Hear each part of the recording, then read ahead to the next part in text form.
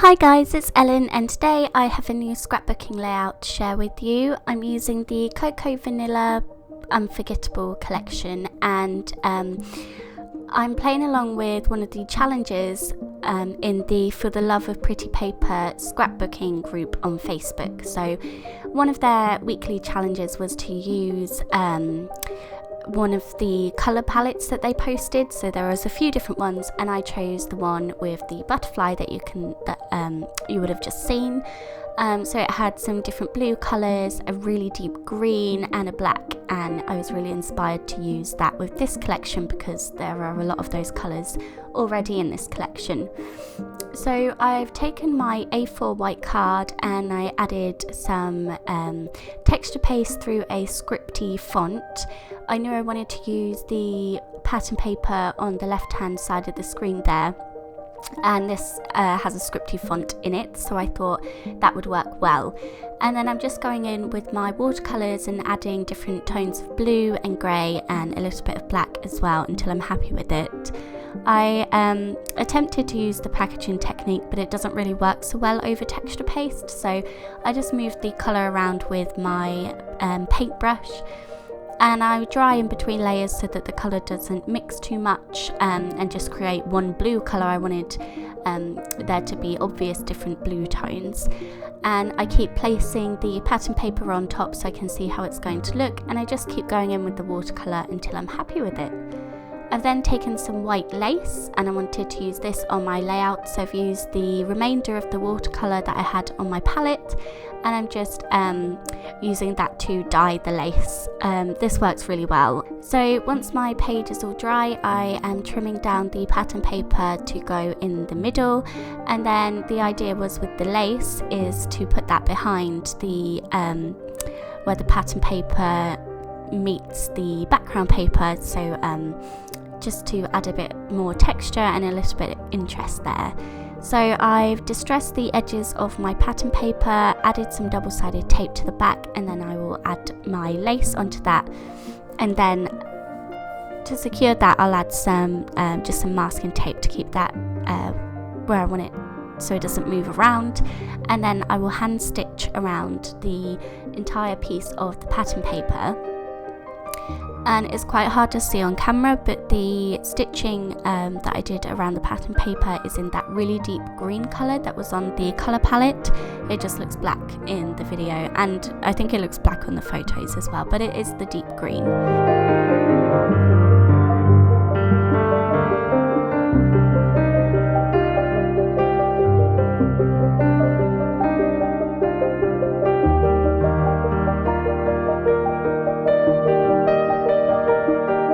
So I then have my photo. This is of my dog Oscar and my mum, and mum was playing around with some silly Snapchat filters, and some of them work on dogs. So this one was with sunglasses and it worked on Oscar, and I thought this would be perfect for this layout because there's blue tones in this as well.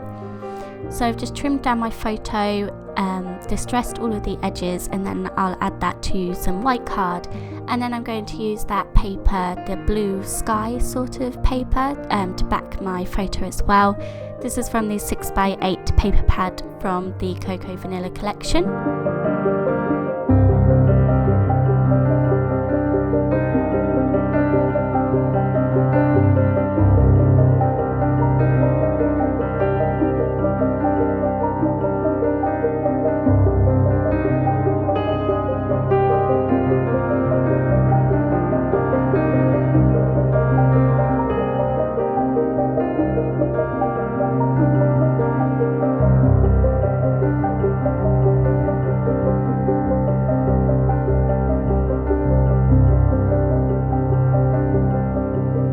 To add another layer to my photo and some extra texture, I've used some black meshy fabric and I've backed my photo with that as well. This also is quite thick, so I don't need to add any foam behind my photo. because it already stands up quite a lot from the fabric. For my title, I've gone with This Is Home. So the home piece is one of the foam titles from this collection, and I've used 2 different types of thickers to write This Is. I like the mix of fonts and colours on a title. And then I've picked out some embellishments from this collection, all in the blue-grey tones. I didn't want to add any of the pink on this page.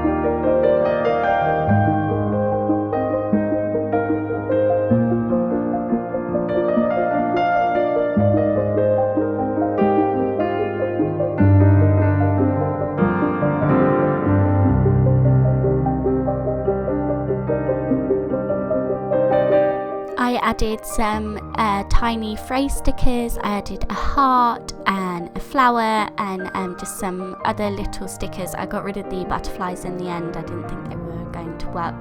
And I'm quite happy with how this is looking now. So under some of the embellishments, I wanted to add a bit more of that pop of green from the thread. So I'm just tangling some of that up and adding it behind the embellishments.